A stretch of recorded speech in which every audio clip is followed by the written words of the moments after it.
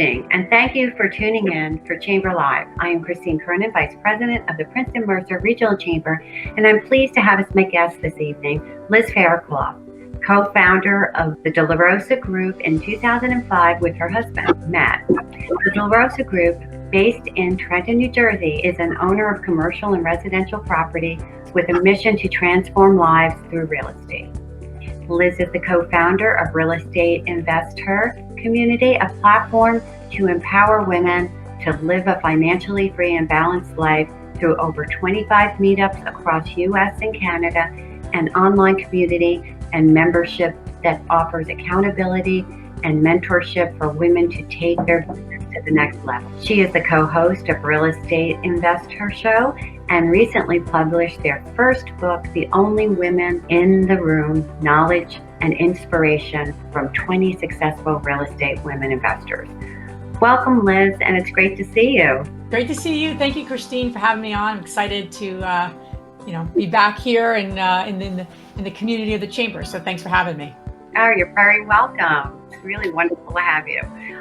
So tell me a little bit about yourself and when you got started in real estate and investing. Sure. So my husband and I, at the time, he wasn't my husband, but we were dating actually. So you should, someone should have told us don't buy property with your boyfriend. But but we didn't really listen, and we did it anyway, and it worked out. So knock on wood. But yeah, my at the time, Matt and I were dating and meeting, and we just, we both grew up in a long story short, we both grew up in very hardworking families, and knew that we were so appreciative of that. We also talked a lot, not like most people when they meet, but we talked a lot about what we wanted our life to look like. And we wanted more freedom and just flexibility. And the more research you do about those things, you see, besides like the 9 to 5 and, the regular path, real estate investing comes up a lot, and real estate seems to be an option. So we said, oh, that's interesting. We knew nothing about it and started taking courses together in our early on, and taking as many courses as these local real estate investing clubs offer. And about a year in, we bought our first property about 15 years ago. It was a duplex in little town, Rockstar, outside of Philadelphia. And that kind of started our trajectory and our business in buying rental properties. And that was about 15 years ago. And we then kind of grew our portfolio in the Mercer County area. We bought quite a bit of property in Trenton, commercial and residential. And then we kind of went into Ewing. We have property still in Ewing as well, in Trenton. And then we started to bridge out. We bought property in Philadelphia and then Lancaster County in PA. And at that point, we were like, that was like the furthest that we bought property. We were very nervous about being out of state, even though it was just one state over. And then then you start to understand a little more of like, hey, let's look into different markets and diversify and what have you. And then we bought property. We have buildings, multifamily buildings in North Carolina and Kentucky now. So we have properties in 4 states now, but we still hold quite a bit in Trenton and in Mercer County. Oh, that's fabulous. Well, so tell me now, how has the current pandemic affected your business and based in Mercer County? How is your Mercer business doing? Sure. So we predominantly hold residential. So we have a lot of folks in some mixed use buildings as well. So we'll have a commercial tenant on one floor, and then tenants above that. We own one property though that's all commercial. So we rent it out as almost like co-working space. People have small office, business owners. You've been there, Christine, and it's basically just a place for small business owners to have office space and not have to like rent a big office and what have you. So it's just that flex space. We had a few tenants have to go, they went on payment plans, especially our office tenants, just because of what happened with COVID and the pandemic. It did affect them. We worked with them. Some of them did move out.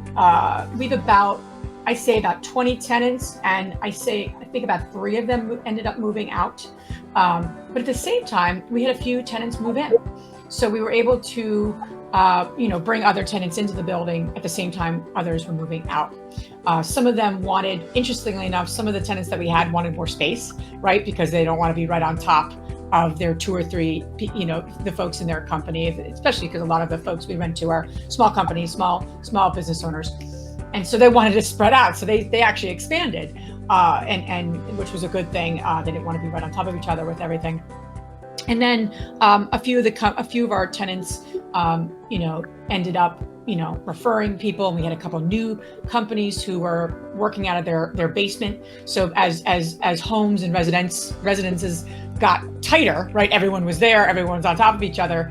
The need for office space, or at least flex space, became actually more so for certain people. So we actually ended up finding a couple of tenants there. So all in all, the building hasn't missed too much of a beat. The city of Trenton also was offering very low interest loans out. We did take advantage of that with the city, just in case, and just to have some to coffers who knew.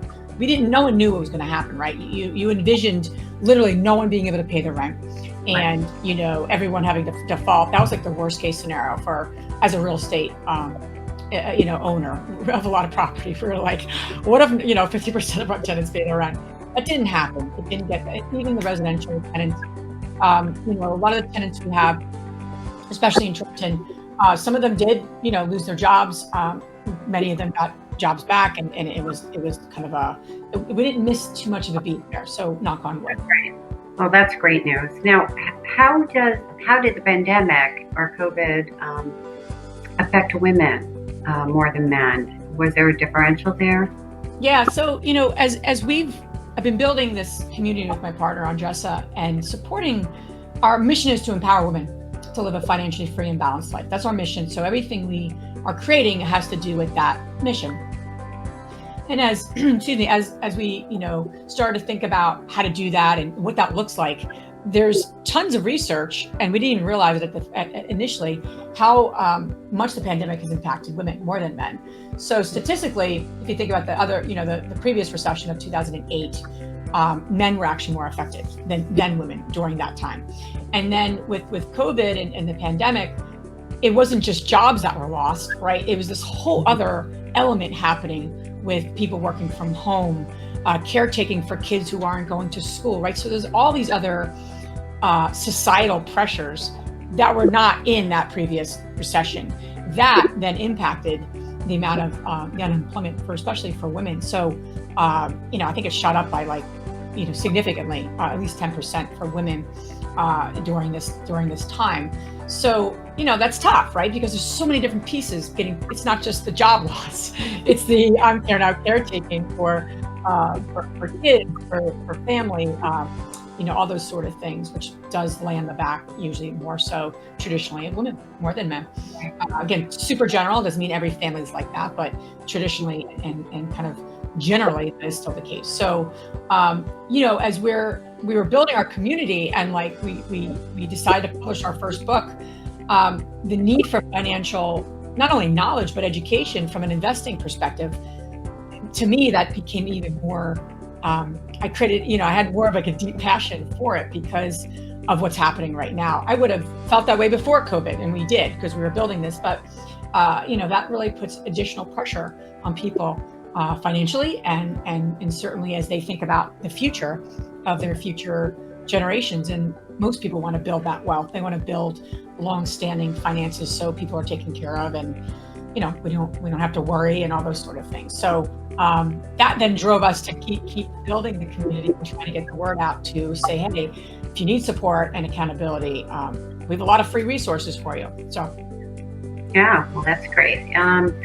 Yeah, I mean, I've seen a lot of women are really having a harder time through the pandemic, and it's all because of what you were just saying. I mean, kids in school trying to be everything to everyone, which women usually are anyway, but just making it that much more difficult. So why now more than ever is it important for women to invest?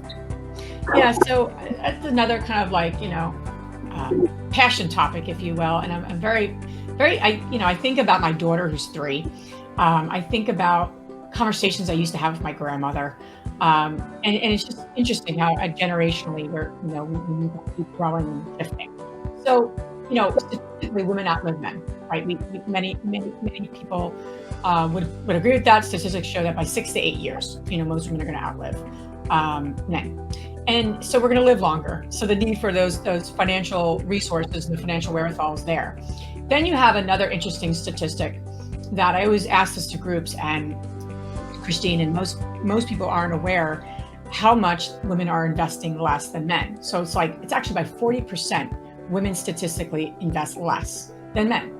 And what's also fascinating is the research shows that women actually make better investors than men. Again, general statistics, but by 40%. So if you look at the investments that women make compared to the ones that men make, women outperform men. So while women outperform men, there's probably a lot of reasons for that. At least a lot of the women that I talk to, we've interviewed over 130 women for our podcast. I talk to a lot of women, obviously, that's our community. So I get a chance to really, why is that? Women are more conservative and more cautious. So if they're going to choose an investment, it's usually well thought through, and they've done the research, they've done the homework, and it's usually, not that they don't make mistakes, I don't mean it like that, but there's probably a lot of reasons for that statistic. So the fascinating part is we're gonna outlive men. We actually make really good investors. We're just not doing it enough. We're just not taking those steps to do it enough. So that's kind of where my passion and my partner's passion came in. We were active investors, and we got together for coffee all the time. We were flipping property in Philadelphia together.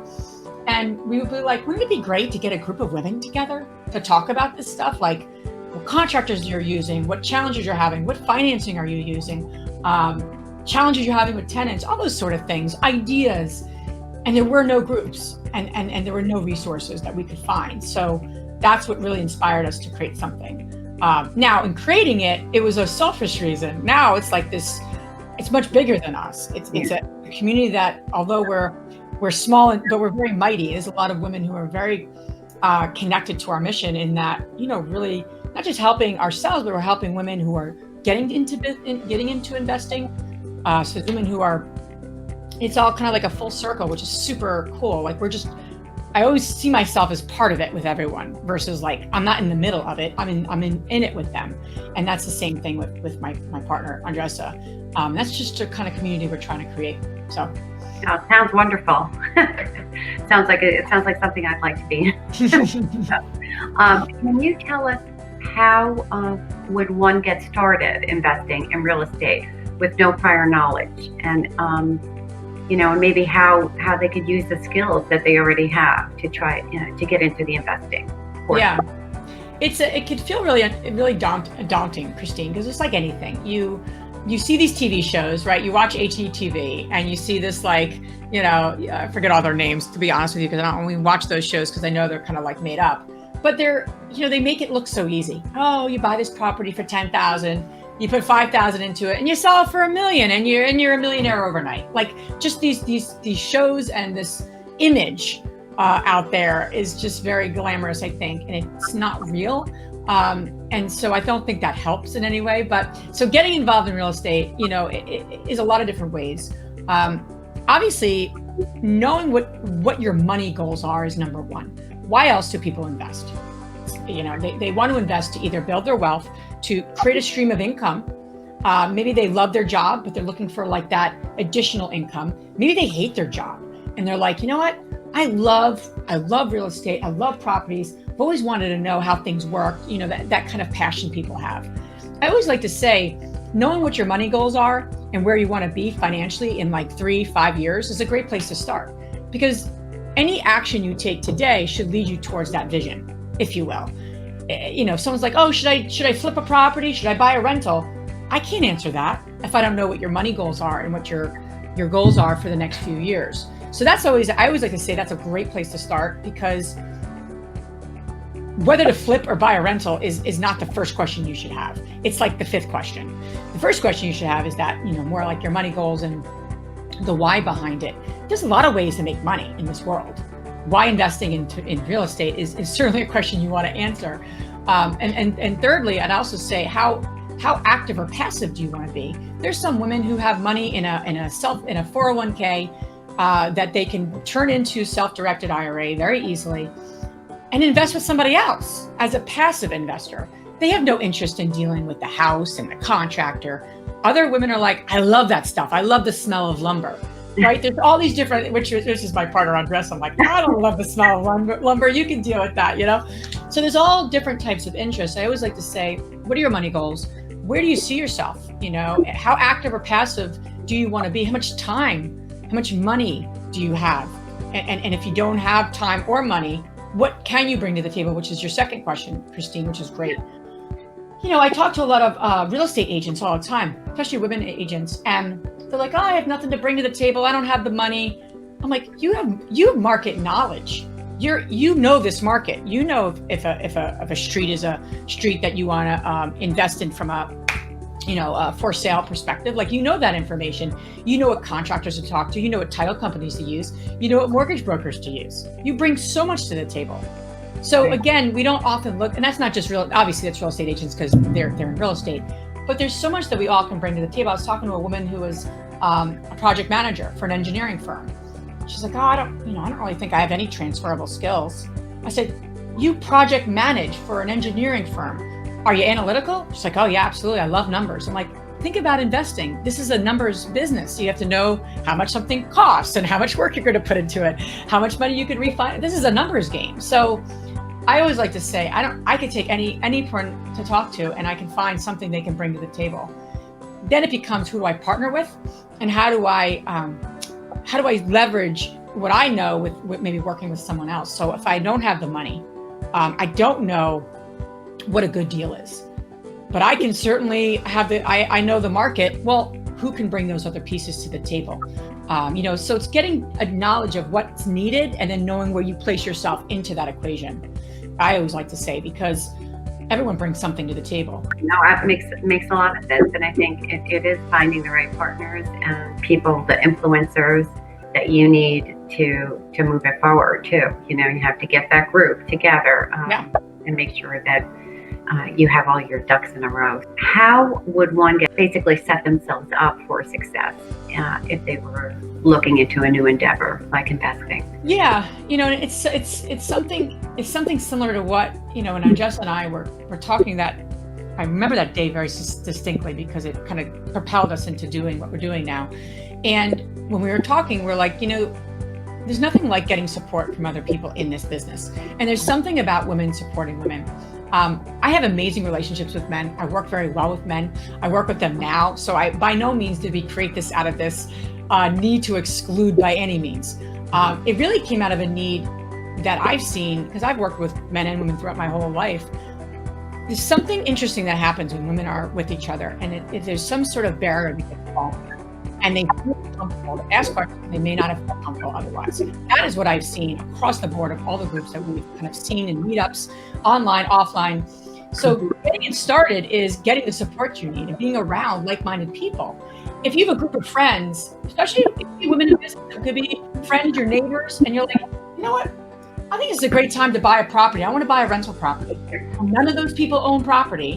What are they going to tell you? They're going to say, is that a good idea? We're in a pandemic right now. Do you really want to take those kinds of risks? That's what I would say if I wasn't familiar. Now, if you ask that same question to a group of real estate investors, we bought our largest property this year. The largest deal we have ever done in our 15 years was purchased in this year during the pandemic. So you're going to get different answers from different people who have a different wherewithal and different experience. So I would say start surrounding yourself with people you want to work with, that you want to that are in what you are doing, what you want to be doing. That would be my first recommendation.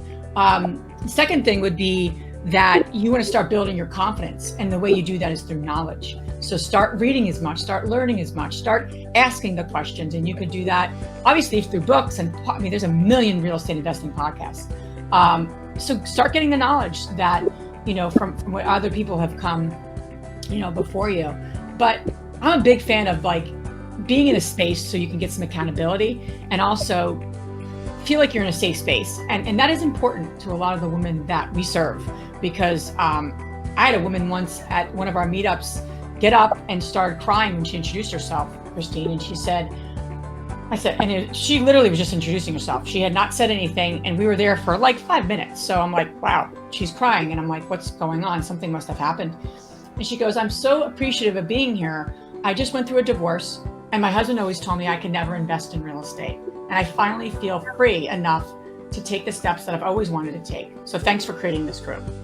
we're all like crying with her, but like, I didn't know that this was going to make this kind of impact on this woman's life. I was just like, let's get some women together to support each other. So you have to put yourself in the arena with other people doing what you're doing. And there is a really cool, safe, supportive way that I've seen women's groups coming together doing just that.